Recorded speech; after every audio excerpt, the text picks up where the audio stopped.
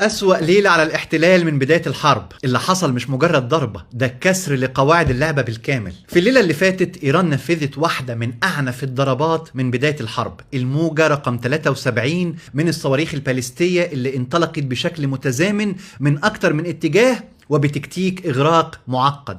والهدف الجنوب، ديمونة وعراد، على بعد كيلومترات قليلة من أخطر مفاعل نووي في المنطقة وأكتر منطقة متحصنة في الكيان. لكن المفاجأة الحقيقية مش في المكان، المفاجأة إن الدفاعات الجوية اتشبعت والصواريخ قدرت تخترق وتوصل وتضرب.